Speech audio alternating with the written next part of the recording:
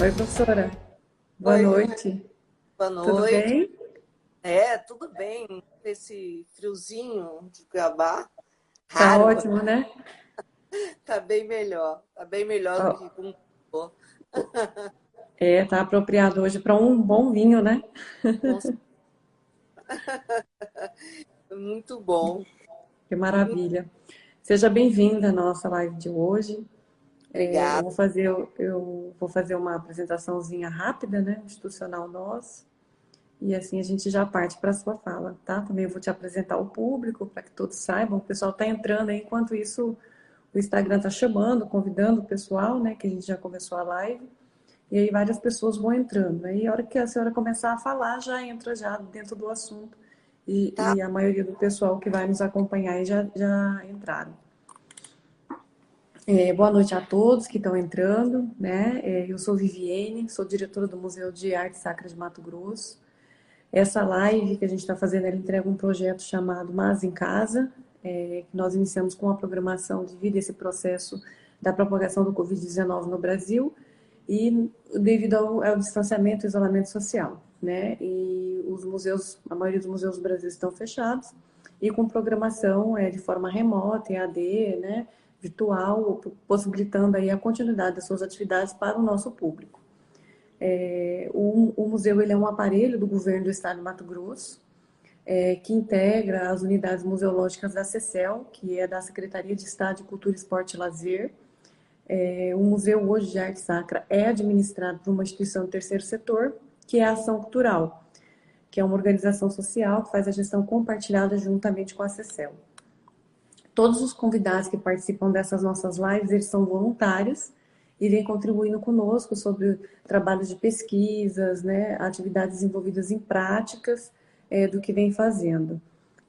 Se caso a professora não conseguir concluir no período de 1 hora, que é o que o Instagram nos limita, né, o nosso tempo, eu vou encerrar um pouquinho antes, 5 minutos, e converso com vocês que estão aí nos acompanhando, para que a gente retorne. A gente já deixa pré-combinado, se caso houver a necessidade, né? Porque às vezes pode surgir muitas perguntas, né?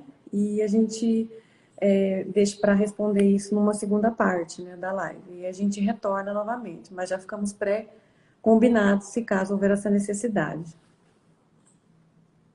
Vou apresentar aqui para vocês a nossa convidada, que é a professora Ludmila Brandão. A professora Ludmila ela é graduada em Arquitetura e Urbanismo pela Universidade Federal Fluminense, é graduada em História pela Universidade Federal de Mato Grosso, tem mestrado em Educação pela Universidade Federal também do Mato Grosso, é doutora em Comunicação e Semiótica pela Pontifícia Universidade Católica de São Paulo, tem pós-doutorado na Universidade De Ottawa.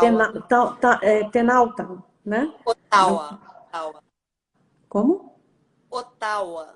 Ottawa, no Canadá. Canadá, com bolsa CAPES, na área de crítica da cultura, foi coordenadora da Pró-Reitoria de Ensino e Pós-Graduação da Universidade Federal, professora aposentada da Universidade Federal de Mato Grosso, foi fundadora e primeira coordenadora do Programa de Pós-Graduação em Estudos de Cultura Contemporânea, área disciplinar, mestrado e doutorado nota 4 na Universidade em 2008 e 2011. Foi fundadora e primeira coordenadora da rede do Centro-Oeste de Ensino e Pesquisa em Arte, Cultura e Tecnologia Contemporânea, em 2010 e 2012, que reúne pesquisadores de programas contemporâneos de diversas universidades, né? São 6 universidades que entregam esse programa. Foi líder do núcleo de estudo do Núcleo de Estudos do Contemporâneo, no CNPq, pela Universidade Federal, coordenou o PND, institucional da CAPES, intitulado Artes Visuais em Mato Grosso, Acervos, Difusão e Crítica, é membro da Associação Brasileira de Críticas de Arte e curadora do Museu de Arte e Cultura Popular da Universidade Federal de Mato Grosso. Depois de se aposentar, se tornou ceramista, mas ainda continua orientando no ECO, que é o Estudos de Cultura Contemporânea da Universidade Federal. O tema que a professora vai abordar hoje para nós é arte e artesanato. Algumas distinções possíveis. Professora, com você agora. Então, quando o João me ligou para a gente combinar Sim, qual o assunto, o título, eu tinha falado que eu queria, seria interessante, oportuno falar sobre arte e artesanato, e não sabia muito bem. Aí ele propôs esse subtítulo, né? sim. Ah, mas depois disso, eu pensei assim, ai, que deveria ser as armadilhas da arte. Bom, Ó, gente, boa noite. Desculpa, já você entrei havia citado isso antes, né? Após a nossa conversa hoje, né? Que seria falando. mais apropriado. Mas, sim, vou falar de arte e artesanato, mas principalmente das armadilhas que a gente encontra no âmbito dessa denominação, disso que o Ocidente criou. É bom que se diga, né, para começar, que arte é uma invenção do Ocidente. Né? Quer dizer, não significa que não exista arte nos outros lugares. Estou falando do conceito, da ideia de arte, da formulação a propósito de um conjunto de objetos. Aí eu falo objeto, mas pode ser material, como pode ser imaterial, a música, por exemplo, né? É um Sim, objeto material, mas foi essa invenção do Ocidente e que criou, por um lado, né?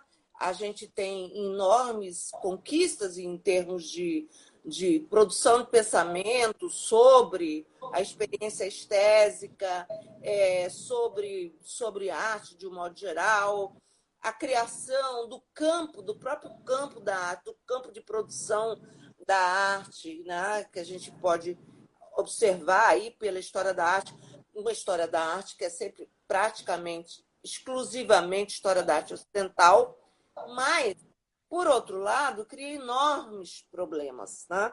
Grandes problemas. Você começa com essa tentativa de definição. O que nós temos? Né? Nós estamos falando de quê? De objetos, lembrando bem, materiais e imateriais, sim, criados pelos homens, né? Por nós. E sim, aí, de todos esses objetos, a gente diria que tem aqueles objetos ordinários, né, que seriam objetos comuns, que não chamam nenhuma atenção, e aqueles objetos extraordinários.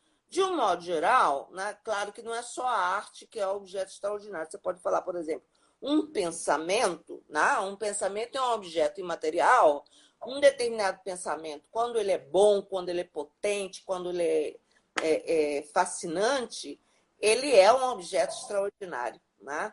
sim. Então, a gente está falando disso que tem um valor para nós, diria assim, para além do comum, né? Para além do normal, aquilo que chama atenção. Bom, eu já estou falando aí chama atenção como uma espécie de critério para a gente pensar a arte. Bom, mas na história do Ocidente, principalmente na história da estética, que é o pensamento, né? É o pensamento da arte, ou a filosofia da arte, todas as tentativas são no sentido de dizer o que é, né? O que é e como é se pode identificar um objeto, se um objeto é uma obra de arte ou não. E aí a gente vai ver isso ao longo da história do Ocidente, diferentes momentos, né? Um momento em que há a beleza, né? Então, aquilo que era o sublime, o belo, o mais belo do que a própria realidade, né? Então, isso, em um determinado momento, um longo momento na história do Ocidente, isso foi o critério para dizer que era arte ou não. Mas não só, a gente vai ver, por exemplo, no início do século XX, né? Quando, principalmente, começa com os impressionistas e começam a desmontar o modo como era feito, né? A representação interpretação da arte e desmontar a verossimilhança e vários outros critérios que a gente tinha daquela arte clássica, vão entrar em cena outros critérios para pensar a arte, né? Bom, mas não para aí. Se a gente pensar, começa ali, por exemplo, a era moderna, né? E na modernidade, o maior valor que se busca para designar se objeto de arte ou não é sua capacidade, seu valor de novo, de novidade, né? Isso marca a modernidade. Então, não poderia ser parecido com nada que já tinha antes. Então, é uma sucessão de momentos da experiência artística no sentido de inovar, produzir inovações, produzir novidades. E aí isso vai desenrolar e depois vem outros valores. Por exemplo, expressividade, a capacidade de expressar. Por exemplo, a gente lembra, todo mundo conhece aquela tela do Munch, né? O grito. O grito, uma forma absolutamente simples, no entanto, de alta expressividade. A gente quase ouve a tela gritar. Né? Então, esse valor que se, aliás, expressionismo é o nome de um dos movimentos depois da arte moderna, né? Aí, mas não é só isso. A capacidade de simbolizar, de representar, ou, por exemplo, a novidade ligada a uma não utilidade do objeto. Isso, e aí começa a complicar as coisas, né? Porque se colocou no Ocidente, né, que a obra de arte não pode ser um objeto utilitário. Isso é muito maluco, né? Porque, por exemplo, o Duchamp pega lá aquele urinol, né, e coloca, né, o urinol feito na indústria, sem ação nenhuma de mão, né, da mão humana, uma fábrica, e a única coisa que ele faz é assinar lá o MUT, né?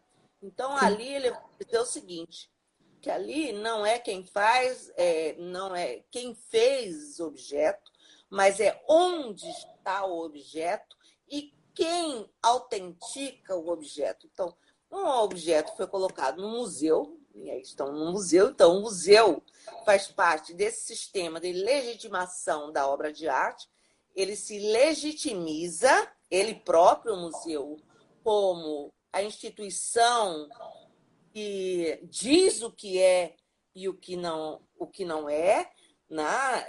Isso não significa que seja verdadeiro, tá? Isso que a gente quer falar. Nesse sistema criado, do qual participam historiadores, críticos de arte, instituições universitárias, museus, enfim, né? Revistas, livros, isso tudo, né? E, claro, os artistas, né? Os artistas, principalmente, mas que é como se fosse uma espécie de um jogo em que há uma combinação o tempo inteiro, né? São feitos ajustes, é uma combinação do que a gente vai considerar agora, né? Como arte ou não, ou como não arte, né? O que está superado, o que é colocado agora. Então, uma combinação planetária, né? Porque o sistema de arte é planetário. Só que, e aí, o que a gente faz? A gente tem duas maneiras de pensar sobre isso. O desejo de todos nós, ligados à arte de alguma maneira, é estarmos no miolo, no cerne do sistema. Né? Está lá dentro, ou seja, para legitimar, ou seja, para ter seu trabalho legitimado. Né? Mas o que, de uns tempos para cá, né? Eu fiz arquitetura, então tive lá minhas aulas de história da arte ao longo do tempo, quer dizer, fui treinada no interior do sistema artístico. Né? E aí todos os estudos que foram feitos, os livros que eu li, essa coisa toda, que treinam a maneira de pensar, mas não só a maneira de pensar, mas a maneira de ver. Aliás, tem até uma seleção uma série chamada Saber Ver a Arte, né? Então, sim, ela faz isso, né? Ela pretende fazer isso, ensinar as pessoas a verem a obra de arte. Não é isso que eu quero fazer aqui, por favor. O que eu aliás, eu me lembrei assim, eu vou começar com um negócio assim, tipo chacrinha, não vim aqui para explicar, eu vim para confundir, que eu acho sim. que é muito mais interessante nesse campo abrir espaço para uma confusão em que a gente possa questionar esses critérios e o modo quem legitima ou as instituições que legitimam, para a gente ver um pouquinho fora do sistema. E é isso que me interessa. Como é que é fora desse sistema? Por exemplo, e aí entra o tal do artesanato. Bom, Que já é chama uma designação diferenciada, né? Que vem com uma até meio às vezes que como uma classificação, né? Que é, chega a ser de uma forma pejorativa, né? pejorativa. Ou menor, se Olha não que maravilha, você já complementou o que eu estava pensando. Eu segurei a palavra para não lançar. pejorativa, mas como algo menor, né? Uma Sim, arte menor ou uma arte entre aspas. Então, o sistema ele vai fazer essa coisa que é montar quase uma hierarquia, né, no sistema de arte e a gente sabe, né? Todo mundo sabe por exemplo, as chamadas grandes obras, a obra de arte universal, não está aqui, não tá no não, Brasil, não está em Cuiabá, está lá em algum lugar, né, no centro da Europa, e depois, né, isso migra para os Estados Unidos. Estados Então, Unidos. o sistema de artes ele se propaga a partir desses dois centros, principalmente Nova York e aí na Europa as Não, capitais europeias mais importantes. Bom, é óbvio que essa classificação, como você falou, classificação, né? Vamos dizer, eu sou uma instituição que vai olhar a produção em volta dos objetos. Aí eu vou dizer, isso é ordinário, isso é extraordinário, isso é ordinário, ordinário, ordinário. Então, tudo que é ordinário é a imensa maioria, sim. né? A esmagadora maioria, e um ou outro aqui que eu vou pensar são os objetos extraordinários que eu vou chamar de arte segundo os meus critérios. Os meus critérios aí, centro-europeus.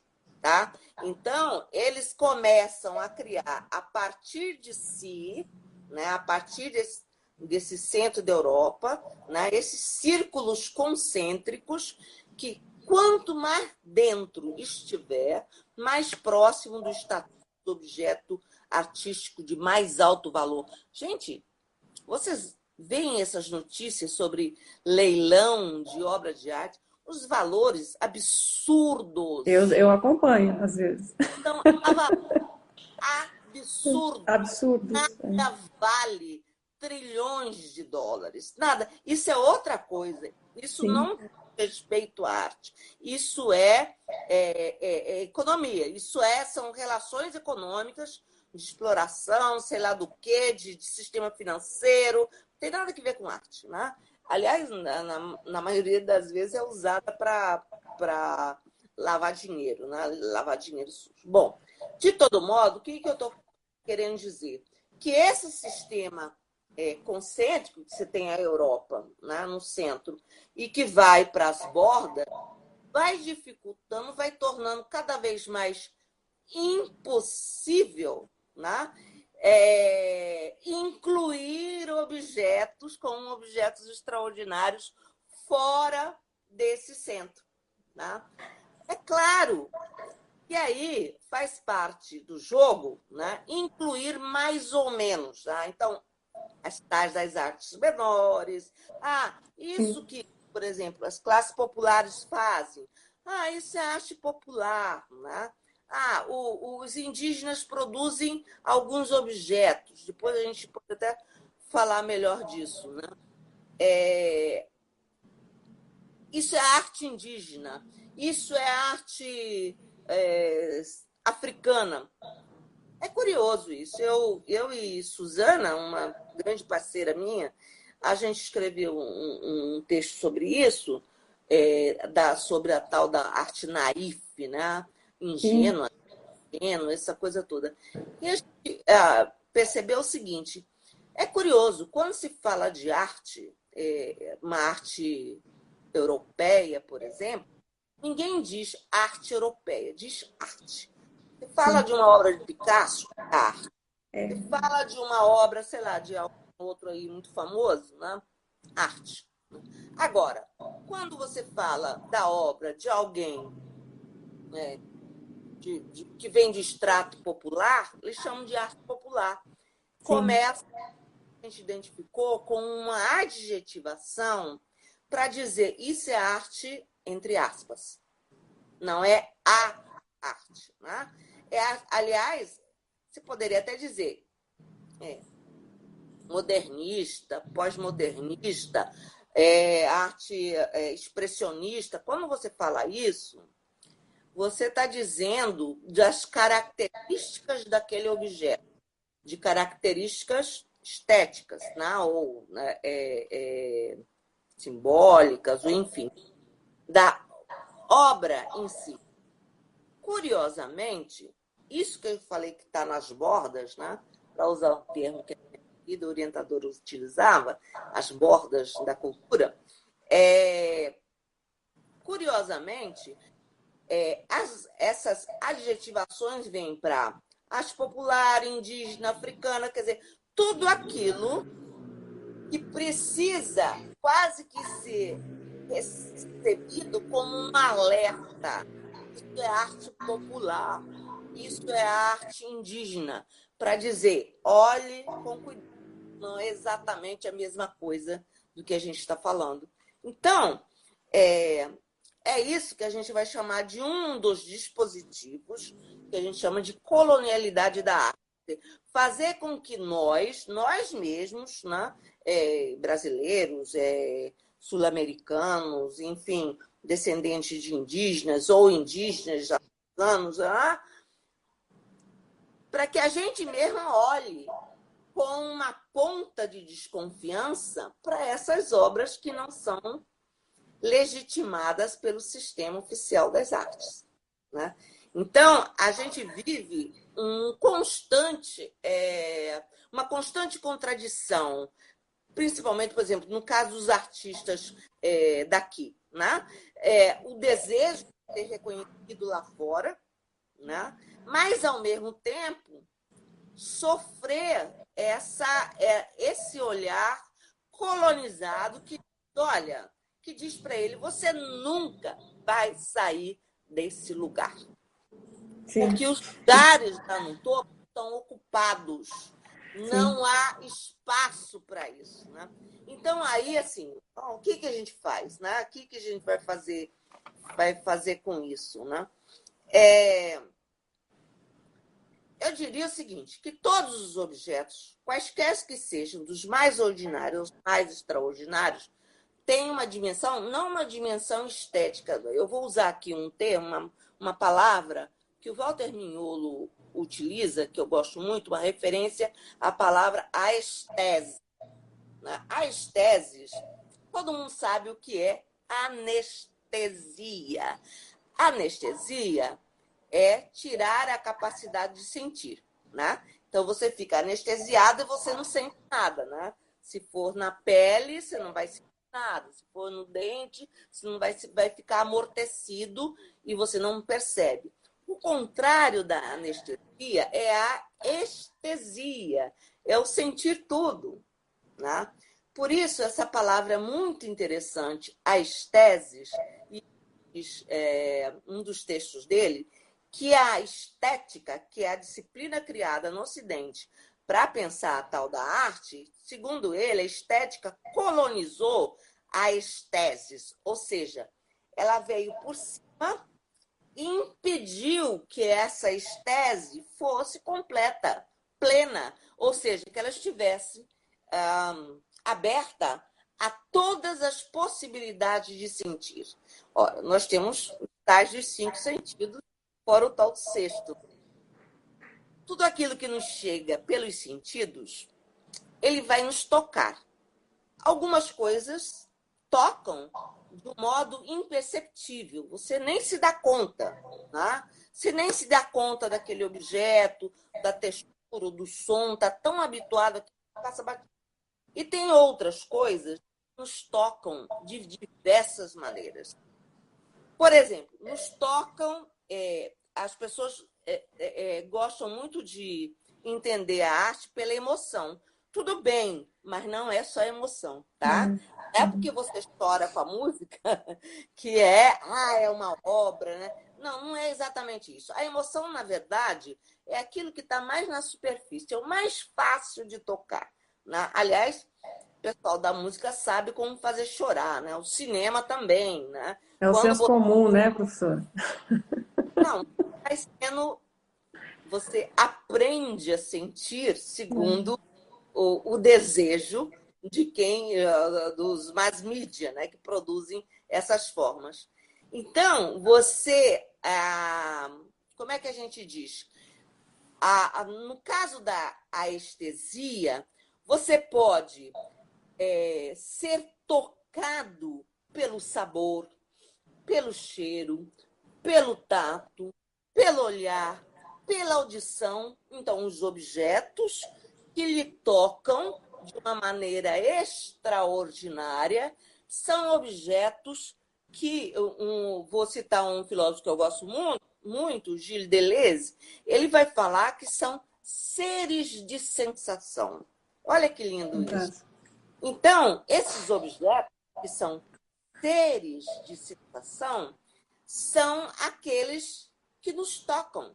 Não são pessoas, são objetos, materiais ou imateriais, que eu olho para ele e ele me faz vibrar, ou ele me faz, né, me traz uma lembrança, ele traz uma sensação, traz medo, pavor, né? Ou ira. Quer dizer, desperta em mim um monte de coisa, né? E, principalmente, na maioria das vezes, a gente não sabe nem dizer o que é ou como é que eles nos tocam, né? Então, aí, assim, o que a gente faz? Não entendo disso. Não, não faça isso, não. Não é para entender, é para sentir. E aí, o que você vai sentir, você vai carregar com você, né? E aí tem uma coisa muito interessante que o Deleuze também fala, que alguém já colocou aí, a Thaís, né? Seres de sensação está lá em o que é Sim. filosofia, sim, né? Mas também em outros textos. Vai dizer que, além de tudo, esse objeto ele conserva essa capacidade de afetar. Né? Então, ele vai. Aliás, aí ele fala um negócio assim. Não, se tem alguma coisa que a gente pode reivindicar a eternidade, eu não chegaria a tanto, mas tudo bem. O Deleuze falou isso, a gente tem que pensar mais. É a obra de arte. Né? Quer dizer, aí, nesse sentido, o ser de sensação como tendo uma capacidade quase eterna, enquanto ele existir, subsistir, né, de afetar um corpo Sim. humano, né, que é o que a gente está falando. Pode até afetar outros corpos, mas certamente a gente está falando aí dos corpos humanos. Então, como é que a gente fica?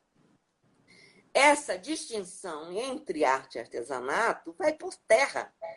Porque não é porque foi feito de uma maneira, porque foi feito, replicado, vários objetos iguais. Aliás, a arte também faz isso, essa história de que Por tem escala, né, professora? Produção por escala, mas que detém as técnicas artesanais, né?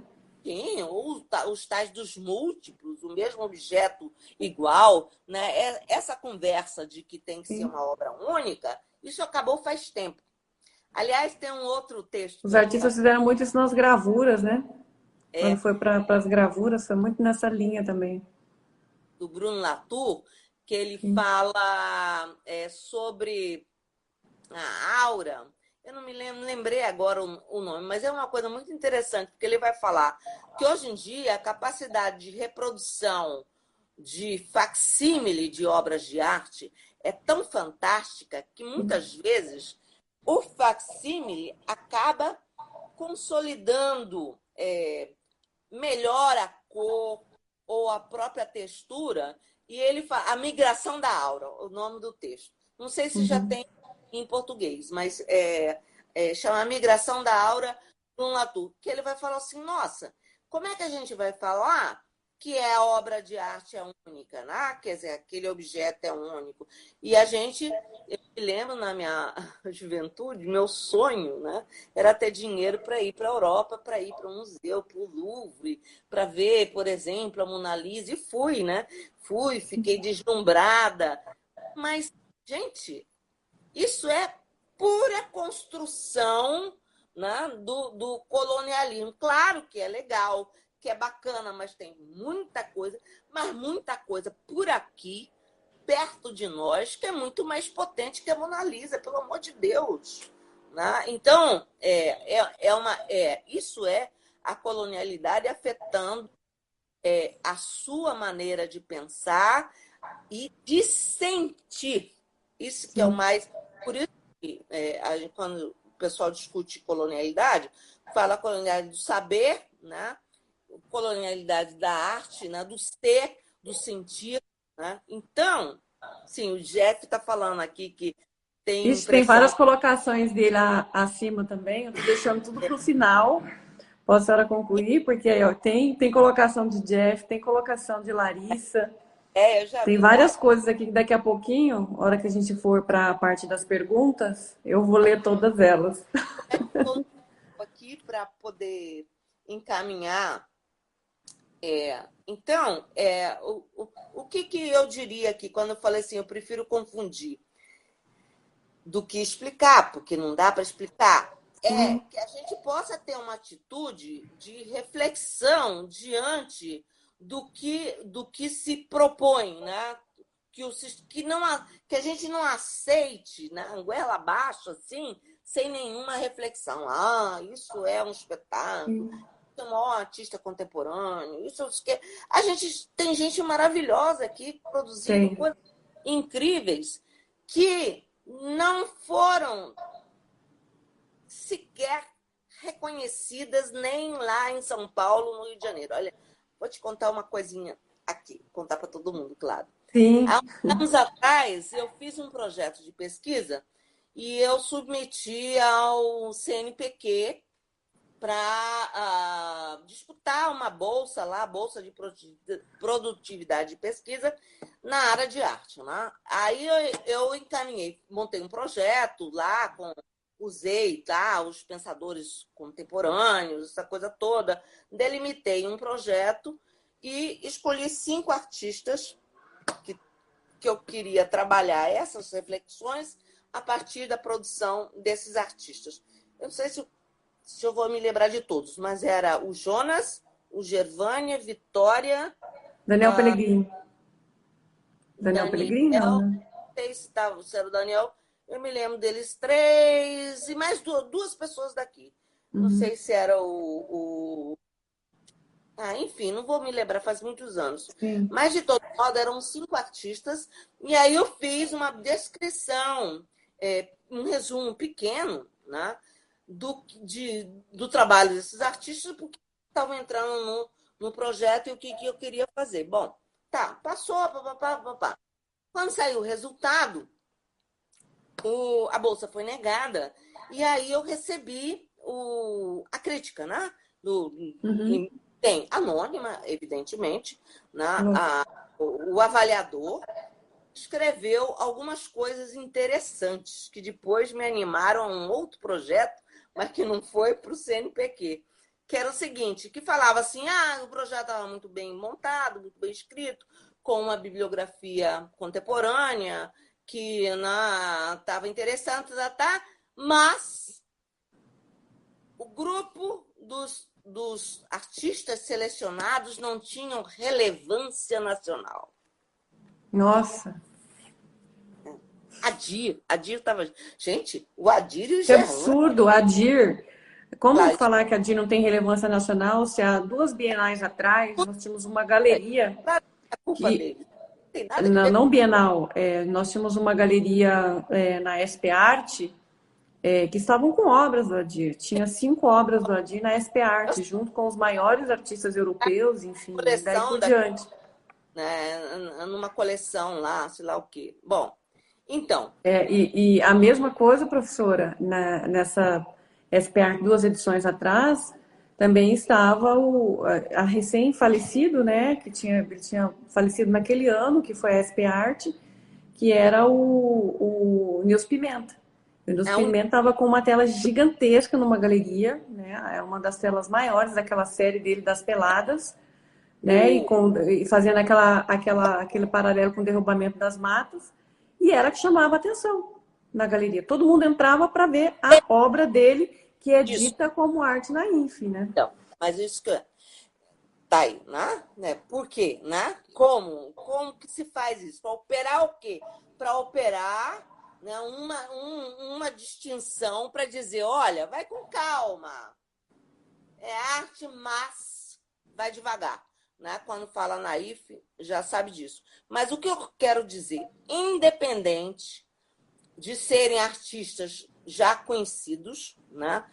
O que esta criatura fez, que escreveu lá o negócio lá, foi um absurdo, porque ela acha que primeiro ele tem que ser reconhecido para depois ser pesquisado.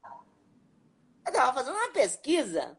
Primeiro você pesquisa e aí você vai né, poder trazer a relevância para a região, para o país, para o sistema de arte, para o mundo, sei lá o quê, daquele pesquisador. Então é um absurdo. Se ele precisa ser relevante antes de ser pesquisado, é porque ele é relevante para um grupo pequeno, para um local, para um lugar. Então é uma geopolítica insana, né? Que amarra os artistas que não estão ali no miolo, né?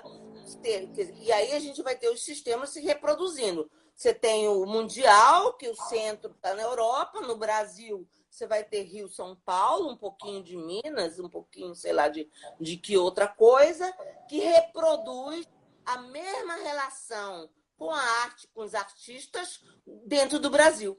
Né? Então, e aí você vê os caras, o valor. Né? Vamos discutir aqui o valor desses artistas, né? Que são incríveis, que têm uma singularidade absoluta, quer dizer, não se confundem com ninguém, cada um tem o seu jeito muito particular de criar. É a acontece esse tipo de coisa, né? Aí, claro, né, eu botei a minha viola no saco e falei, não é aqui que eu vou cantar em outro lugar. Chega de tentar me submeter a essa coisa do Comitê de Artes do CNPq, porque não tem jeito. Ali está definido. Espero que tenha mudado, né? Isso foi há mais de 10 anos atrás, né? Que isso tenha chegado, que essa discussão tenha começado a chegar, porque é uma discussão relativamente recente, né? Especialmente a colonialidade do saber está aí há mais tempo, né? Já tem gente, já tem uns 20 anos, pelo menos, que o povo está discutindo isso, mas a colonialidade da arte ainda ocupa pouquíssimo espaço. Então é isso. O que eu queria dizer para finalizar essa primeira parte aí é que o que a gente tem que fazer é tentar ver fora do sistema. Não, ninguém vai conseguir derrubar o sistema, não existe isso, né? Eu Sim. acho que o sistema vai continuar aí, continue, tudo bem, não tem problema nenhum. Agora, que a gente possa observar. Só mais uma coisinha que eu não falei e que era importante falar, por exemplo, a propósito de arte indígena, que é chamado arte indígena para dizer, é uma arte, mas é feita por indígenas, né? Então, como se atribuísse um lugar menor para ele. As sociedades indígenas, né, excetuando-se as que já estão introduzidas na sociedade abrangente, né, e passou a ter isso, mas originalmente elas não têm a distinção de arte, né? Isso não significa, e isso não é um problema, ao contrário, é uma solução. Eu entendo como uma solução. Por Sim, quê? Porque todos os objetos nas sociedades indígenas, independente deles serem de uso cotidiano ou não, eles têm a dimensão estética ou a dimensão estésica, né? E aí, seja um tipiti, que é aquela coisinha de coar a coisa da mandioca, seja um arco e flecha, seja um instrumento outro qualquer, né? Ou as pinturas corporais, né, que tem a ver com as observações dele em relação à natureza, né? então, todos os objetos eles têm uma dimensão funcional, uma dimensão estésica, uma dimensão simbólica, ele tem vários, ele tem todas as dimensões reunidas no objeto. Então não precisa, não tem essa coisa de separar. O Ocidente que separou aquilo que vai ser pensado exclusivamente como um objeto estético. Ele não pode ser uma panela, ele não pode ser um prato, ele não pode ser uma rede, enfim, né? É o É Ocidente que denominado vem como utilitário, né, professora? Aí é mais quase. pejorativo porque faz essa classificação, é essa classificação que é a que mata. A Não é designação exatamente. ainda, ela ainda é menos, mas quando entra para a classificação, que é aí que vem, para não dizer que não é arte mesmo, né? Quando você classifica como utilitário, uma panela, um jarro, e daí por diante, né? Que, Ignorância nossa não identificar naquilo que a gente chamaria de utilitário uma dimensão estética espetacular, sim, né? Então, eu diria que é uma limitação da estética, dessa estética concebida pelo Ocidente. E aí, então é isso. A minha sugestão é que a gente tenha essa reflexão em mente, né? Para não cair direto nos contos do vigário aí do sim. sistema. Acontece conosco direto aqui no Museu de Arte Sacra, porque assim, nós temos a maioria das peças nossas aqui são em talhes e madeira, né? E foram feitas por brasileiros, foram feitas por escravos, indígenas, enfim, tem todas essas características e também pelos artesãos que estavam na região centro-oeste. Inclusive Sim. algumas obras com características de obras do Veiga Vale. E o que acontece? Há várias pessoas que vêm ditos entendedores e fazem a afirmação que as obras vieram da Itália, ou que as obras vieram de Portugal. Como assim? Elas são tão perfeitas ao ponto de imitar essa arte europeia, porque Aham. eles imitavam tão bem, eles faziam tão bem, só que eles esquecem que a composição de lá, ela é feita em mármore e pedra, e aqui foi adaptado para madeira. Então, ou seja, a Sim. madeira é uma peculiaridade nossa, devido Sim. ao material que existia na região, né? E a madeira típica utilizada também. Então, ou seja, Ali, é possível que um mestre de lá tenha vindo, ensinado alguns traços, algumas características, algumas técnicas, mas foram desenvolvidas aqui, né? E é essa questão dessa colonização, de que o que nós produzimos também se impacta em todos os aspectos de arte. Na arte sacra a gente vê isso, na indígena a gente vê isso, e também na popular, porque tem que ter uma denominação do que é a arte ocidental, né? Vem dentro dessa ótica. aí mais E, duas que eu ainda a propósito, por exemplo, da arte sacra, né? Me ocorreu pensar isso hoje exatamente uhum, por estar no Museu de Arte Sacra. Eu não sei o que é, posso estar desinformada, mas me parece que majoritariamente a arte sacra é arte cristã, né? É a arte cristã, quer dizer, se é para a gente falar de sacralidade, né? De arte, né? Que tem algum papel, alguma função, algum lugar nos sistemas religiosos, né? Então teria que ter um monte de coisa, né? Então, sim, por porque exemplo, uma máscara ritual é chamada de máscara ritual e não de arte sacra. Que coisa, né? é, Então, se é para ser e se for susto, analisar como tem na cultura, que nós vamos colocar outras religiões que também usam da arte sacra, nós vamos ver os muçulmanos, nós vamos ver também são, os budistas também são Todos vistos os como arte sacra. Só judeus, que, né? por que a indígena é ritual e não é sacra? Uma... Exatamente. Isso Porque vem é um aí, objeto utilizado num claro. ritual, num culto religioso, de certa forma. Por que no caso, um santo lá do Aleijadinho é arte sacra e, sei lá, uma Iemanjá que é utilizada num terreiro, não é? É imagem, é só uma imagem, né? Então, Sim. é isso. É É uma difícil. apropriação colonialista do termo para uma denominação de um tipo de arte predominante. A gente Exatamente. Então, é isso. esteticamente, religiosamente, então, todo esse aspecto, porque a arte sacra, o entendimento que vem para a Igreja Católica, ela é um objeto litúrgico utilizado nas celebrações, seja imagem, seja e daí por diante, né?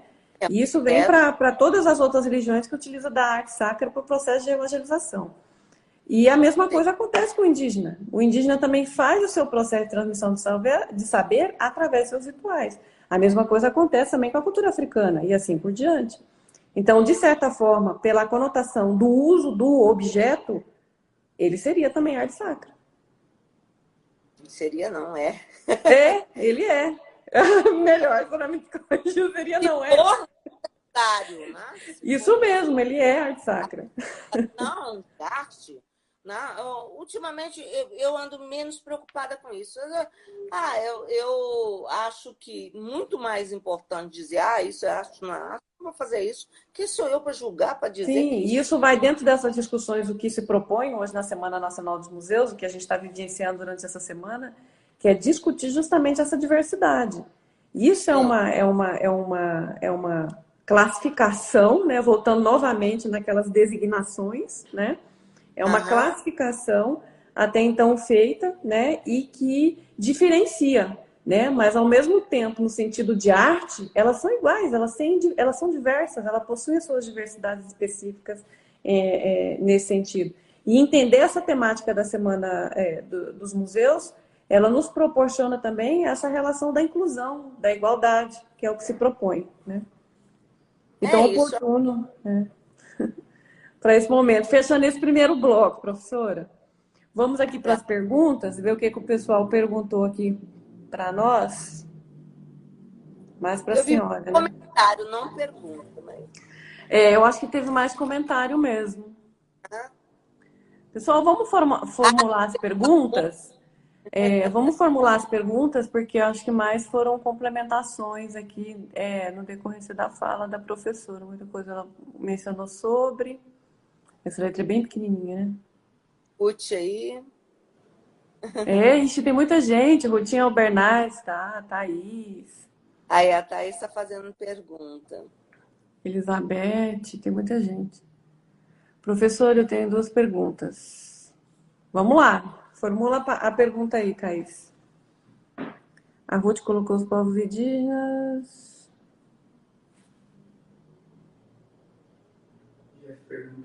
Tem uma. Ah, tá. Tem uma pergunta do Jeff, que ele perguntou por que o folclore ficou demonizado. É uma pergunta que não, acho que no decorrer da explanação não foi falada. O folclore, o problema é exatamente no caso do Brasil, no Brasil, porque a palavra folclore, né? Quer dizer, a cultura do povo, né? Seria a cultura do povo. O que acontece aí? No caso do Brasil, ele foi reduzido de uma tal maneira, né, aos objetos, e não, isso é folclore, e, de certa forma, virou uma coisa pejorativa. Por isso, no Brasil, diferentemente de outros lugares que mantêm esse termo, para falar de cultura popular, mantém o termo folclore, mas no Brasil vingou o pessoal que trabalha com cultura popular, vingou o termo cultura popular e não folclore, porque eu não diria que ele foi demonizado, mas ele ficou pejorativo, né? Só Sim. que a cultura popular, né, ela é o conceito muito mais amplo do que arte popular, né? Então, a arte popular, ela está ali ocupando um pequeno nicho no âmbito dessa cultura popular. Né? Sim. Tem uma outra da Larissa também que estava acima. Deixa eu passar ela aqui. Larissa Silva Freire também perguntou. Antes de ir para as outras aqui, que estavam, são duas acima. Deixa eu ver aqui se eu acho de Larissa.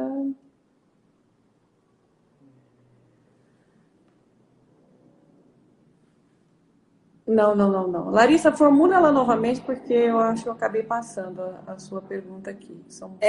Eu vi Nós temos na sequência do que eu pedi para o pessoal formular, a gente tem uma outra do Jeff, que ele fala assim, como vencer essa diferença entre arte popular e arte de mercado?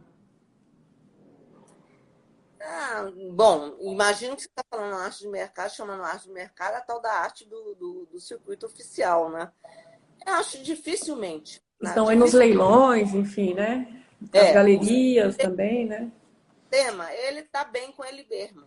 Né? O que a gente tem que fazer é agir, atuar a partir da nossa localidade. E as favas com o sistema. Se alguém vier a ser reconhecido, ótimo para ele, ótimo para o sistema. Mas, se não, quer dizer, o que tem que fazer sentido para nós? Né? É a apreciação de um modo privilegiado daquilo que nos cerca. E isso tem que começar, por exemplo, na escola. A escola, tudo bem, tem lá, tem as disciplinas lá de arte, não sei o quê, papapá. Nada contra ensinar, se for música clássica, se for, não sei o quê, artes visuais, começar lá com Picasso, não sei mais o quê. Nada contra isso. O problema é que isso seja hegemônico. Por que não começar pela sua produção local? Quer dizer, essa produção de empatia com essa produção, com a produção estética local, é fundamental. Se não tiver isso, a gente não vai para lugar nenhum. Né? Você tem que começar por ali. Né? Reconhecer, eu tenho um cara do meu bairro que mora ali, ele faz lá umas peças entalhadas. Vai lá, conhece. Né? Então, eu acho que é isso. Principalmente os professores têm que tomar cuidado com isso. Porque senão, assim como, né, se constrói, se criam uns pequenos machos do futuro, né? A nós, as mães, quer dizer, eu sou mãe, mas tudo bem, né? Educando para ser e funcionar daquela maneira, se cria para ser, assim, pensar da maneira que interessa, não a nós, mas ao Ocidente. Né?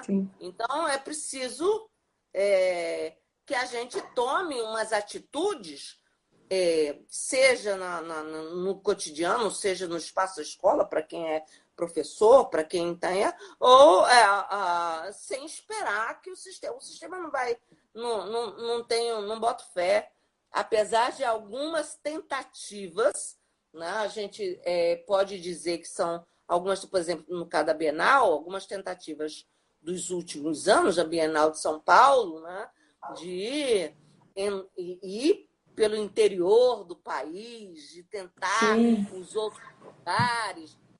Mas, olha, apesar das boas intenções, a minha impressão é que eles fazem isso para respirar, para o respiro da própria Bienal, não porque estivesse de fato interessado, envolvido, desejoso de aprender novos modos de fazer arte, sei lá o quê, né? Então, infelizmente, mas vamos ver, quem sabe. Teria ainda a parte exótica, né? Vamos colocar exatamente. Aliás, o exotismo é um dispositivo de colonialidade, né? Você dá uma exotizada, ele fica aquela coisa estranha. Tudo bem, vale a pena ver. Né? Mais ou menos nessa linha. Professora, tem uma pergunta aqui da Larissa Silva Freire. Se os gêneros já não constam na arte, por que não nos objetos indígenas? Essa era a pergunta dela que eu estava procurando, de Larissa Silva Freire. Então, né? Nós temos aqui, pessoal, só um pouquinho para a gente combinar. Ah, Daqui 2 minutinhos a gente cai. Então, assim, vamos combinar da professora já voltar. As outras perguntas que vocês fizeram aqui, eu já anotei. Até a pergunta da Bia. Até a sua pergunta, Bia, eu já anotei, tá? Porque a hora que a gente voltar, elas vão sumir. Aí tem a pergunta da Thaís, uma outra pergunta, Thaís, você refaz ela na outra, porque vai sumir essa tela para mim, tá? E para a professora também. E aí você só reformula ela, Thaís, porque as outras, eu já peguei a primeira pergunta da Thaís. Ah, já anotei aqui, Thaís também. Fiquem tranquilos. Então vamos combinar agora, para a gente poder concluir essa parte final, que a professora tem uma outra parte para falar conosco, e também para responder essas 4 perguntas dessa primeira abordagem que ela fez. A gente encerra e entra novamente pelo Instagram, tá? Combinar de todo mundo voltar aí, para a gente poder somar nesse diálogo aí e ter as perguntas respondidas. Combinado? Vou sair, professor, encerro. Só um tempinho de eu colocar essa primeira parte no IGTV para ficar disponível. Aí a gente já vai na sequência, você já entra novamente, todo mundo já entrando na hora que vê o ao vivo lá. eu permaneço aqui, é isso? Não, eu vou encerrar. Aí vai cair Ah, para mim e para você. Aí, conforme fez no início, nós vamos fazer agora nessa parte novamente, a mesma coisa, tá bom? Vou tá, entrar ao vivo, aí o pessoal vai entrando. A senhora entra, eu te adiciono lá, tá? tá, tá, tchau. Tchau, tchau. Então, nós paramos na pergunta da Larissa, né? Sim, Ah, da- então, Larissa sabe disso. ela ainda depois formatou colocando assim: se as fronteiras entre os gêneros artísticos foram superadas na linguagem transmitidas, por que não reconhecer os objetos indígenas como arte? Não, e são duas coisas. Na verdade, os objetos hoje eles são reconhecidos como arte indígena, né? Sim. Eles são e a coisa mais interessante sobre isso é que inicialmente, por exemplo, você via. Vou dar um exemplo lá do caso das máscaras africanas, quando foram descobertas pelos artistas europeus. E o Picasso, por exemplo, se inspirou, todo mundo sabe disso, né? Que as formas, né, do Picasso que depois foram desenvolvidas à exaustão, elas são inspiradas nas máscaras, muitas máscaras rituais africanas. Né? E aí, o que aconteceu? As máscaras africanas não iam para o museu de arte, elas iam para o museu de antropologia. Então, isso diz pouco do que acontece, né?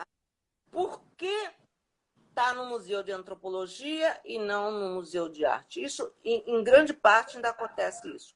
A entrada dos objetos indígenas no museu, por exemplo, como o museu lá em São Paulo, os museus de São Paulo, é muito recente, né? Mas os No caso do objetos Museu não. Afro, né?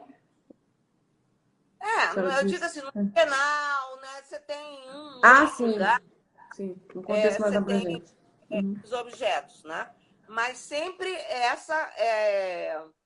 eles eram muito mais reconhecidos como objetos de cultura e por isso entravam no museu de antropologia do que como objeto artístico, que deveria estar, aliás, contemporâneo. Eu acho engraçado porque quando o pessoal fala de arte indígena é como se fosse assim de 500 anos atrás. Não, a produção atual, contemporânea, Sim. é arte contemporânea.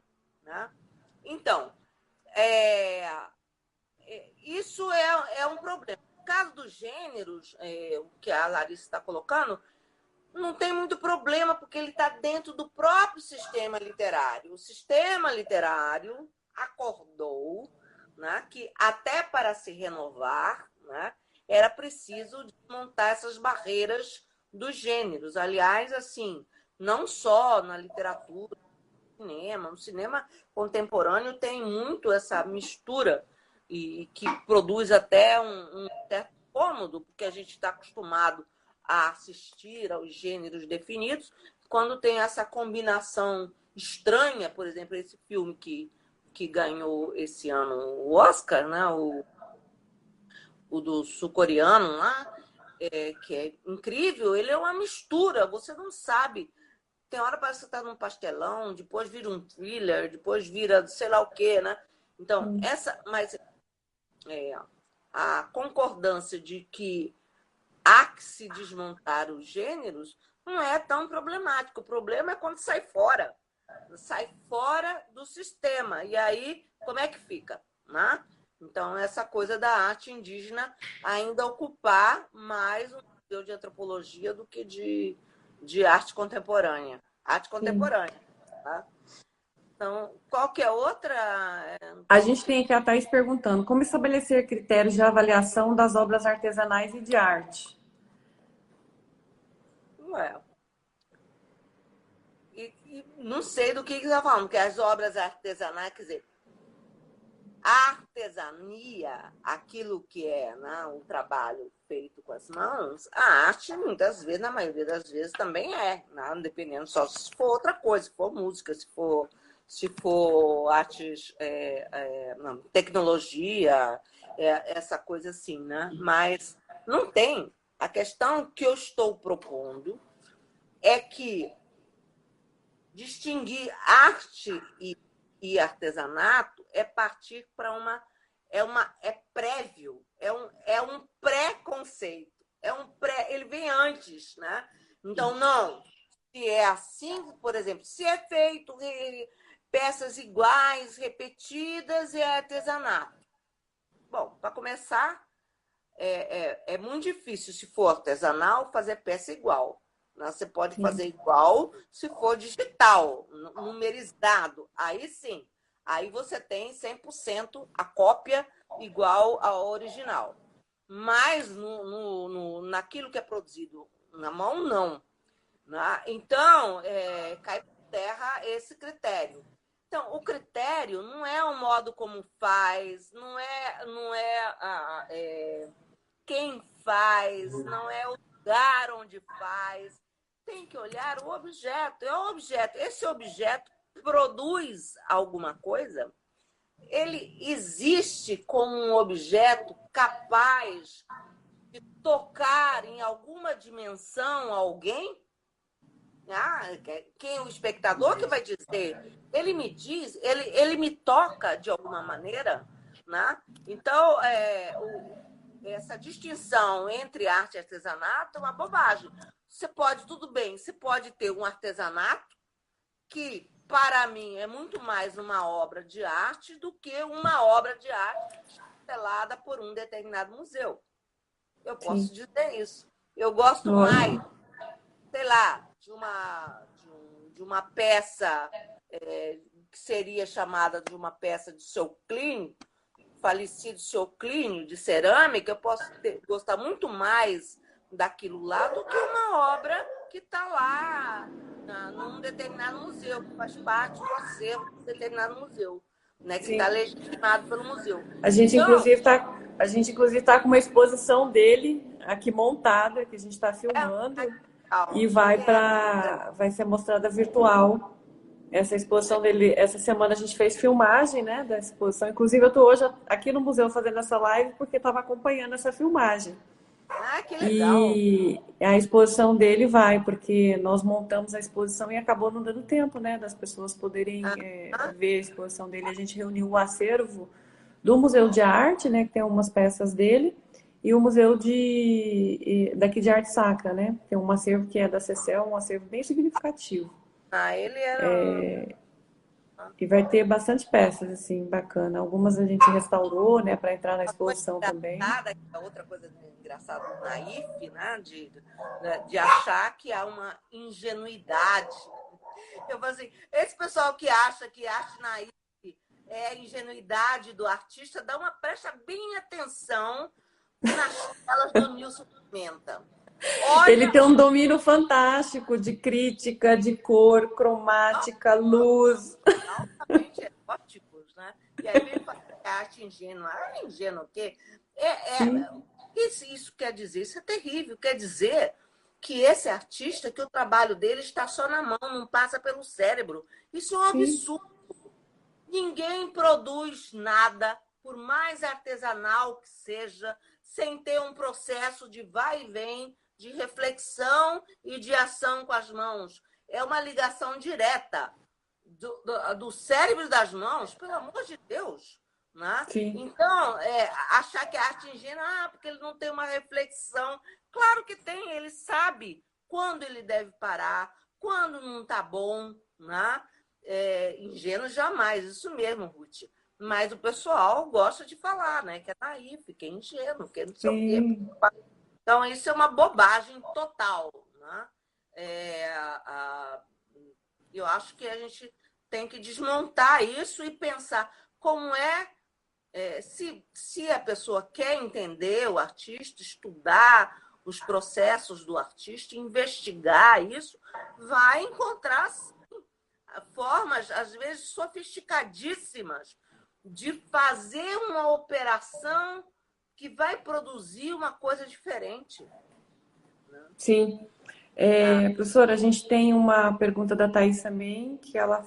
Deixa eu ver aqui. Aqui. Da Bia, me desculpa. Ela pergunta o seguinte: o artesanato hoje pode ser considerado kit? kit é outra maneira que encontraram para Sim, descartar determinada produção. Né? Um crítico norte-americano saiu com essa história de que o fazer popular, né? Aquilo que era feito pelas classes populares, que tinham uma dimensão estética evidente, mas que não era do gosto da arte moderna, ele chamou de kit, pelo amor de Deus, porque achava que é o excesso. Por exemplo, eu acho muito engraçado isso, porque vou contar uma coisa aí, já adiantando um pouquinho outro assunto da cerâmica. Um amigo meu tinha feito uma peça cerâmica e os esmaltes cerâmicos, na grande maioria, são esmaltes com brilho. A gente pode até usar o fosco, mas mesmo o fosco é brilhoso. Então, na cerâmica, essa cerâmica, pelo menos aqui que eu tenho trabalhado, ela sim. traz brilho. E aí esse amigo meu falou assim, mas eu acho um problema essas peças com brilho. Com brilho, tira um valor da obra. Falei, tá bom. Aí é o seguinte, é a mesma história do kit. Kit é o seguinte, o pessoal que começou a usar muita cor, né? Quem quer ascender ao circuito, né? Para ser considerado um artista moderno, o contemporâneo já fez algumas alterações, né? Mas, inclusive, lançando mão de uma chamada que virou estética kit, que é utilizar cores que não eram permitidas na arte moderna. Cores vibrantes, cor de rosa, verde abacate, limão, amarelo limão, dourado nem pensar, prateado nem pensar. E, no Só entanto, flor, né?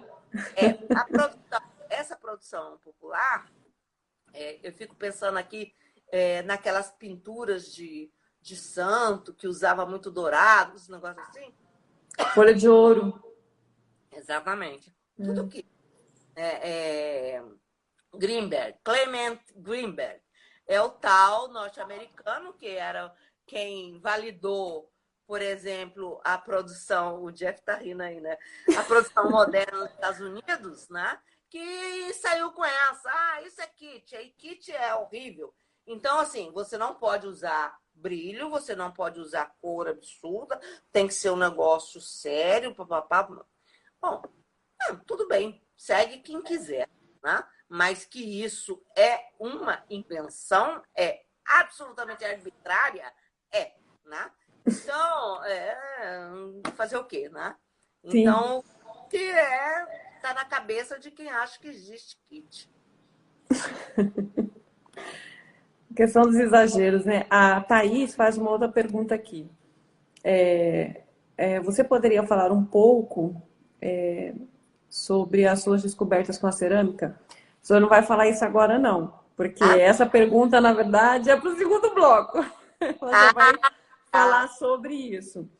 Vamos só para a gente poder fechar esse momento dessa abordagem dela, para a gente ir para essa outra abordagem, que é o trabalho que a professora tem desenvolvido atualmente na cerâmica. Aqui a da Larissa já foi. João. A gente tem uma pergunta do João, que é do nosso educativo aqui do museu.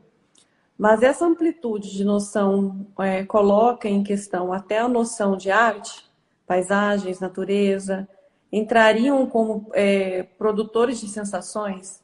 É sim, com certeza. necessário escapar a essa consequência? Com certeza. Eu acho assim, tem determinadas paisagens, e aí, assim, alguns autores já falaram disso há muito tempo atrás, né? O Eliade, eu acho que falava em topofanias, né? Esses lugares que nos mobilizam de alguma maneira. Ele está falando de uma perspectiva religiosa, mas não precisa ser, né? É uma perspectiva, pode ser uma perspectiva absolutamente materialista da natureza, mas que se dá conta de que aquela determinada paisagem ela tem alguma coisa que nos mobiliza, que nos. Sim, a paisagem é uma sensação. Né? Pode ser, claro, pode ser. Então, é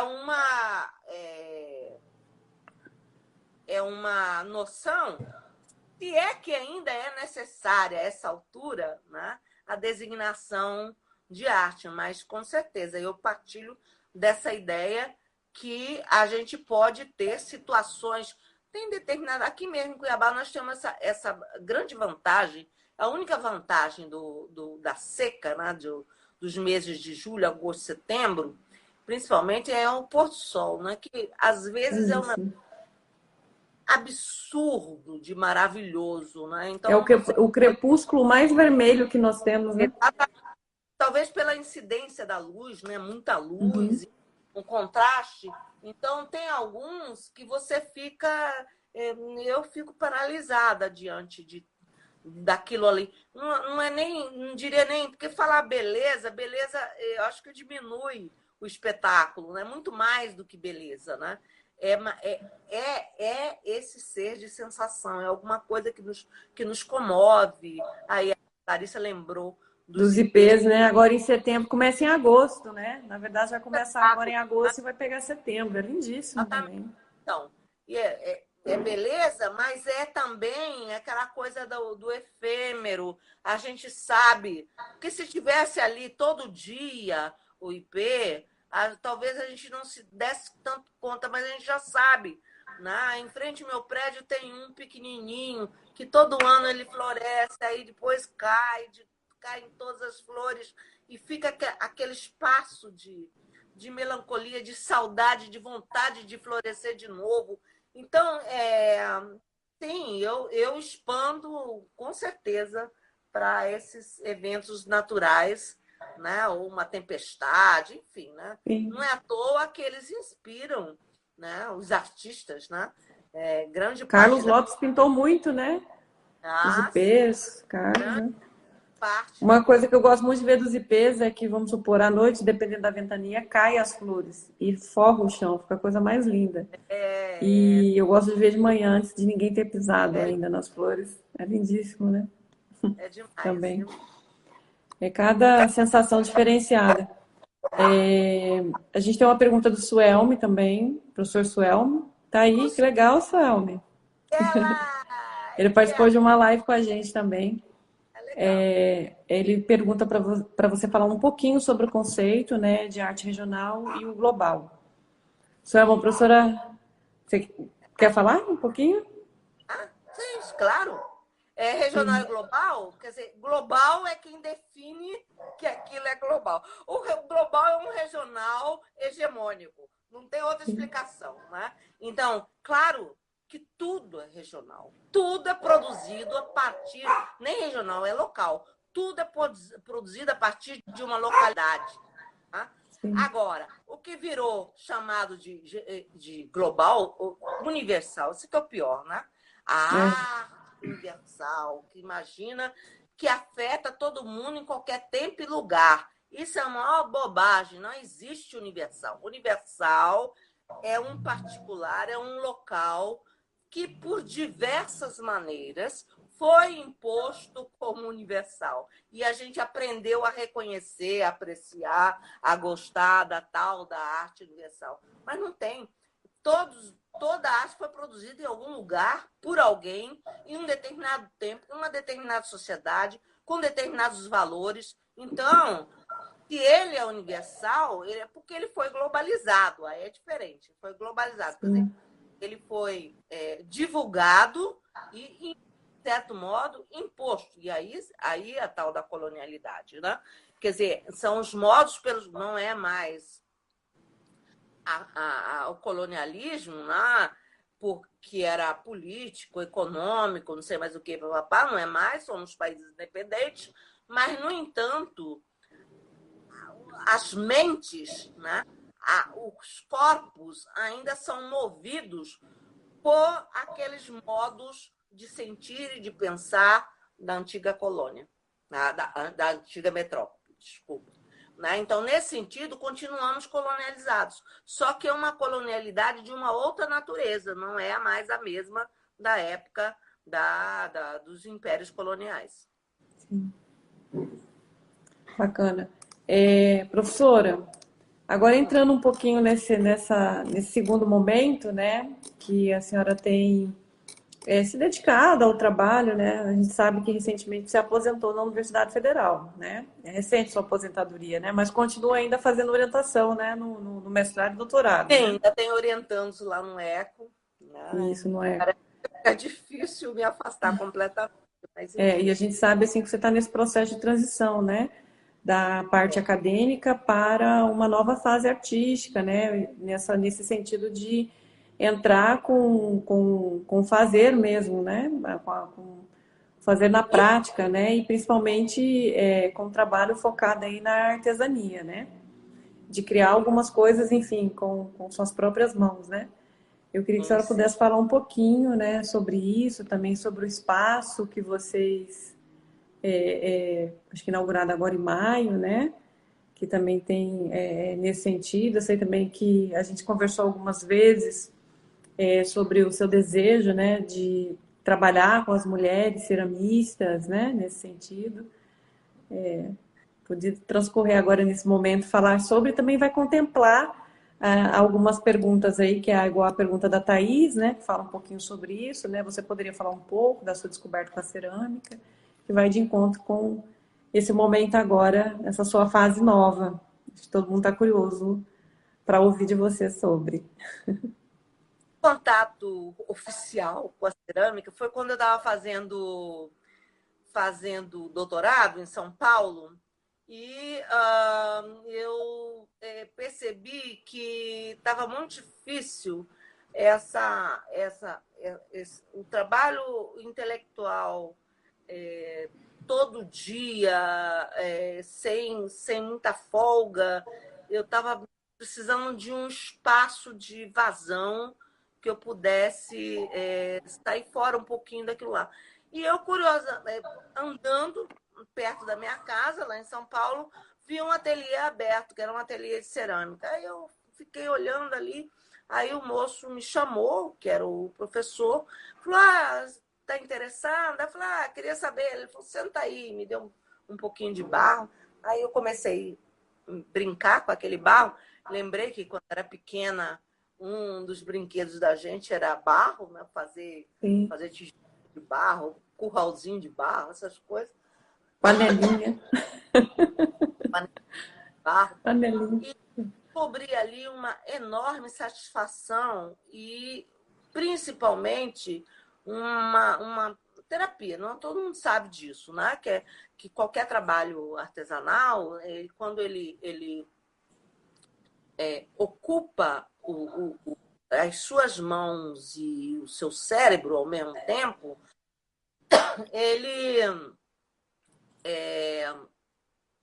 dá uma satisfação muito singular, diferente, né? Diferente da satisfação intelectual de ler um livro, essa coisa é de outra natureza. Então, eu fiquei com um desejo de continuar, mas eu voltei para cá e aí o meu trabalho, claro que eu poderia ter feito as duas coisas, mas eu estava de fato interessada na minha atividade intelectual, em criar programa e orientar e essas coisas. Me afastei de Sim. cerâmica. Quando eu comecei a programar minha aposentadoria e que eu ia me afastar da maior parte do trabalho da universidade, ia continuar só lá no ECO, né, na orientação, eu falei, não, vou retomar a coisa da cerâmica que me deu tanto prazer. E aí sim, entrei de sola, né? Hoje em dia eu tenho tudo, tenho forno, tenho torno, tenho os materiais todos lá. E há um ano atrás a gente se juntou, eu, o Ronei e a Tula, né? E abrimos um ateliê que agora está fechado por causa da pandemia. E eu estou trabalhando basicamente em casa. Então, eu tenho um ateliê pequeno em casa, num dos quartos, e, o ateliê 569, que é ali na Mandioca, mas que no momento está mais tá parado, né, por causa disso. Mas o que é muito interessante foi poder ver como é que essa a gente precisa, quando a gente fala de aposentadoria, a gente precisa reinventar a própria vida, né? Quer dizer, Sim. encontrar outras coisas. Essa ideia de que você vai ficar à toa e aí, vou fazer o que dá na cabeça, isso é bobagem. Você vai se Sim. entediar, você vai se deprimir, você vai fazer um monte de coisa, né? Menos ficar bem. Então,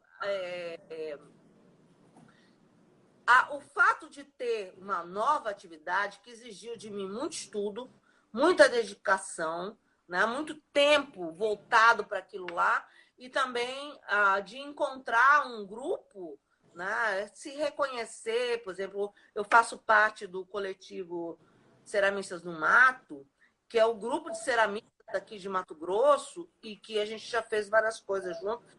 A gente está sempre trocando informação, conhecendo o trabalho um de outro, fazendo exposições juntas. Então, abriu, assim, que a cerâmica abriu para mim um novo campo de Sim. experimentação, de reflexão. É uma reflexão que combina as mãos e o pensamento. E aí eu acho até que eu não tenho nenhuma preocupação, é bom que se diga, em ser considerado, não ser considerada. Eu sou ceramista, né? Hoje eu Sim. sou ceramista, não me interessa, não tem. E aí, falando de coração mesmo, eu faço não para ser reconhecida, mas porque aquilo é bom para mim. Eu adoro criar uma coisa nova, fazer literalmente É criar do barro. prazeroso, né? Não sou nenhuma deusa, mas faço nascer alguns objetos do barro Sim. e que dão muito prazer, né?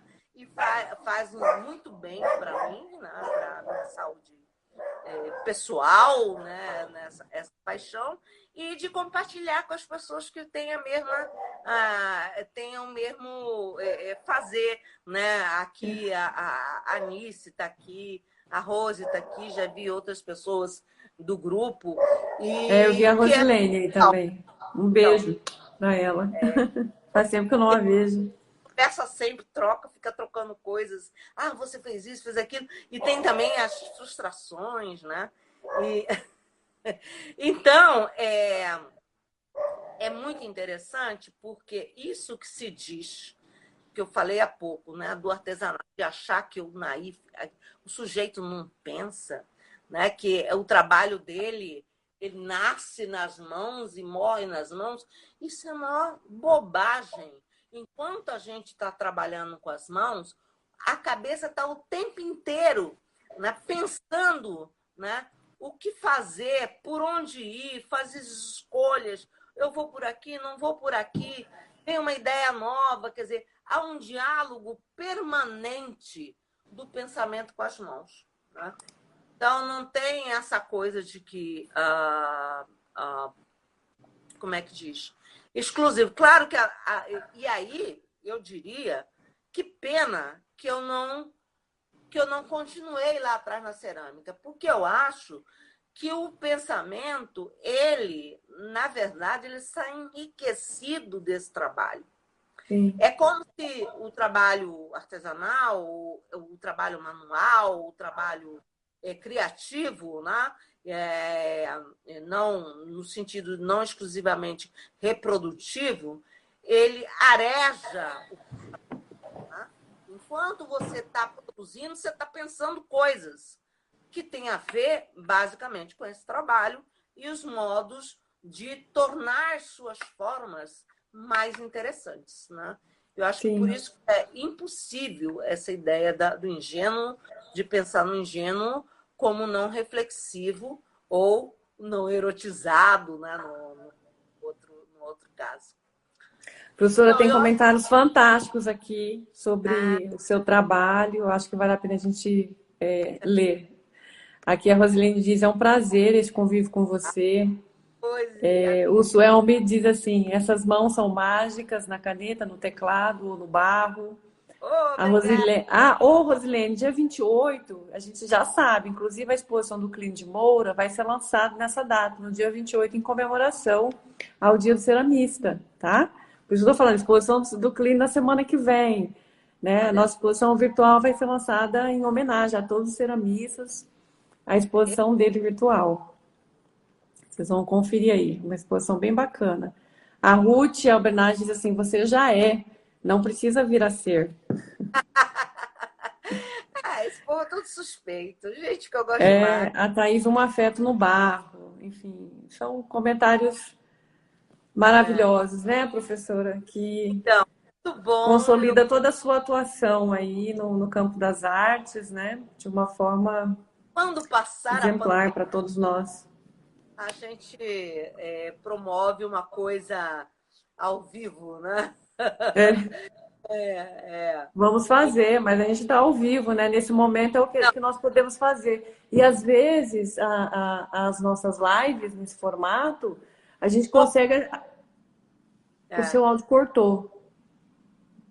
Não, eu queria dizer, eu falei ao vivo, mas na verdade, de corpo presente. Ah, sim, de cor presente. E essas nossas lives, elas estão atingindo em torno de 80 a 100 pessoas, né? Depois ainda fica disponível no canal, as pessoas ainda têm possibilidade de assistir quem perdeu, né? Então, eu acho que esse formato de transmissão para nós, que estamos usando hoje de forma remota, né? E também a forma de aprendizado EAD, vão ser ferramentas que vão ficar, né? E a gente do museu, acho que cada vez mais nós vamos apropriar disso, né? Para poder Sim, comunicar também com nossos públicos e mesmo sendo as palestras, cursos presenciais, acho que a gente vai ainda dispor dessa tecnologia para transmitir e propagar nesse sentido da difusão, da inclusão, né? Que são temas extremamente pertinentes nesse momento que a Semana Nacional do Museu nos propõe a discutir sobre, né? E eu acho que isso a gente também está aprendendo, né? Como fazer nesse aspecto, né? muito legal a iniciativa, acho que é importante, né? E que essa pandemia acabou obrigando vários setores a se reinventarem, né? Sim, Para estarem presentes remotamente, né? Já que isso. não pode. Talvez seja até mais democrático, né? Sim, A cidade maior. Né? sim. Gente, Então, nós estamos chegando na parte final. Você tem mais alguma coisa, professora, para poder não, concluir? eu achei ótimo. Eu nunca tinha participado de uma live, já fiz várias coisas, né? Banca, Olha que pô. legal, tem a Salete de Colíder. Um grande beijo, Salete. Obrigada por você estar acompanhando. Salete tá fã de carteirinha de todas as nossas lives, acompanhando aí as lives. Fez um comentário extremamente carinhoso, dizendo que está acrescentando muito no processo dela de conhecimento, enriquecimento pessoal. Que Legal, bom. Salete. Obrigada por estar acompanhando aí. Um Então, grande beijo para todo mundo aí de Colíder. Então é acho isso, pessoal. Vamos chegando na reta final com gostinho de quero mais, né? Porque ouvir a professora Ludmilla é muito bom, né? Outra hora a É, gente conversa sobre outra coisa. é sempre um grande prazer, né? Ter a professora aqui com a Ó, gente. amigos todos, ex-alunos, gente amiga, gente querida, obrigada aí pela presença e, enfim, né? Cuidem-se, cuidem-se e agora vocês vão me autorizar, porque eu tenho que se autorizar a dizer, fora Bolsonaro! Chega! Ai, Ludmila. Então, gente, vamos aqui para os nossos agradecimentos finais e também algumas considerações, só para a gente poder encerrar. Professora, o Museu de Arte Sacra agradece muito a sua participação em colaborar conosco, né, de todo o seu conhecimento, seu compartilhamento das suas experiências, né, principalmente essa sua fase nova, né, muito enriquecedor para todos nós. E obrigada ao público participante, né, por estar acompanhando nossas lives, por estar divulgando, compartilhando, seguindo a gente no canal, né, e a gente no nosso canal do YouTube, não estamos ficando para trás, não, gente. A gente está aí que nem os outros museus a nível nacional, MASP, MAN, enfim, com questões de likes, curtidas, seguidores. O IBRANCO, o Instituto Brasileiro de Museus, citou nós, né? O Museu de Arte Sacra de Mato Grosso. Então, assim, o Brasil Profundo faz coisas boas também. A gente também trabalha. Professora, trabalhamos aqui com muita dedicação, né? E com pouco recurso, né? Mas a gente estamos conseguindo aí comunicar com o nosso público, levar conteúdo, produção de conteúdo também, porque nós estamos produzindo uns vídeos pockets, né? Que são pequenos, curtos, de 1 a 2 minutos, que fala sobre o nosso acervo, sobre curiosidade no circuito expositivo. A gente está trabalhando internamente com dias alternados. Hoje mesmo, eu e João estava aqui no... Eu ainda estou no museu, mas João já foi, né? Definindo várias coisas para a próxima semana. Então, a gente está trabalhando de forma incessante, porque a gente pensa assim, trabalhar home office é mais fácil. Não é, a gente trabalha mais. E a gente está conseguindo aí atender essa produção. E se não fosse com todos vocês, professores, colaboradores, que tanto participam conosco nessas lives, enriquecendo o nosso repertório, também nos ajudando na nossa formação, tanto da nossa equipe de mediação que também participa, o nosso educativo, enfim, todo o pessoal envolvido aqui no museu também. Essas lives de suma importância para a gente, porque também qualifica a nossa atuação, né? É conhecimento adquirido e a gente vai reproduzir isso nas nossas práticas. E também para nós é extremamente enriquecedor. Então, eu agradeço em nome de toda a equipe do museu, que também colabora conosco de uma forma muito positiva. Obrigada. Sempre E que. também, professora, não acabou. Amanhã a gente tem mais. A nossa programação de live é quinta, sexta, sábado e domingo. E amanhã nós vamos estar com a Silvia Aragão. A Silvia é museóloga do MACP, que é do Museu de Arte e Cultura Popular. Foi difícil fazer aquela baiana retada falar, né? A gente teve que convencê-la. Silvia, vai ser fácil, você vai dar conta, não é difícil o mecanismo. A gente achou soluções para tudo para que ela conseguisse falar, mas a gente conseguiu. E a gente vai trazer Silvia amanhã. Silvia vai falar conosco sobre o papel do MACP, né, no contexto da cidade. E Silvia tem 6 anos, né, que está lá no museu já, após ela ter passado o concurso, então ela já vivenciou uma, uma boa experiência ali dentro, né, e já tem condições de estar compartilhando conosco, né, o conhecimento também adquirido. E foi extremamente gentil em aceitar o convite, assim como você também, Ludmila. Muito obrigada mais uma vez. Pessoal, obrigada. Boa Todos noite. Bom cuidem. fim de semana. A minha grande sugestão agora é um bom vinho, né, para todos. Seria Bom maravilhoso a gente fazer essas próximas conversas presencialmente, poder se abraçar e com dialogar com o vinho, né? Os encontros das artes com o vinho. tchau. Boa Beijo. noite, pessoal. Boa noite, professora. Um grande abraço. Tchau, tchau.